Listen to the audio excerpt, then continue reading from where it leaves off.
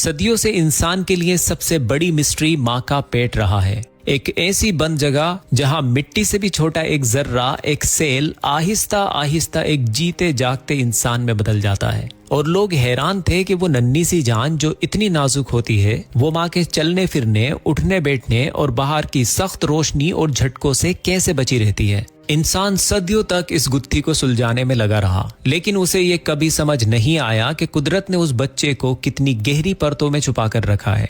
इंसानी पेट के अंदर झांकने की कोशिश सदियों से जारी है। पुराने ग्रीक फिलोसोफर एरिस्टोटल ने चिकन के अंडों को तोड़कर एम्ब्रियोलॉजी को समझने की कोशिश की थी, लेकिन इंसानी बच्चे तक पहुंचना उस वक्त इम्पॉसिबल था। फिर 19 और 20 सेंचुरी में जब सर्जरी और अल्ट्रासाउंड जैसी टेक्नोलॉजी आई तो दुनिया दंग रह गई। मॉडर्न एम्ब्रियोलॉजी के सबसे बड़े साइंटिस्ट प्रोफेसर कीथ मूर, जो यूनिवर्सिटी ऑफ टोरंटो में एनाटॉमी के हेड थे और जिनकी लिखी हुई बुक्स आज पूरी दुनिया के मेडिकल कॉलेजेस में पढ़ाई जाती हैं, उन्होंने अपनी रिसर्च में साबित किया कि माँ के पेट में बच्चा बस खुला नहीं पड़ा रहता, बल्कि वो एक ऐसे अंधेरे में पड़ा होता है जहां रोशनी का नाम तक नहीं होता। उन्होंने डिस्कवर किया कि बच्चा 3 ऐसी दीवारों के पीछे होता है जो लाइट को अंदर जाने से 100% रोक देती हैं। इन्हें मेडिकल साइंस में 3 प्रोटेक्टिव लेयर्स कहा जाता है। जो मेजर 3 लेयर्स हैं वो ये हैं। पहली, द एब्डोमिनल वॉल, जो माँ के पेट की सबसे ऊपरी दीवार और उसकी मसल्स। दूसरी, यूटेराइन वॉल, यानी यूटरस की अपनी मोटी और मजबूत दीवार।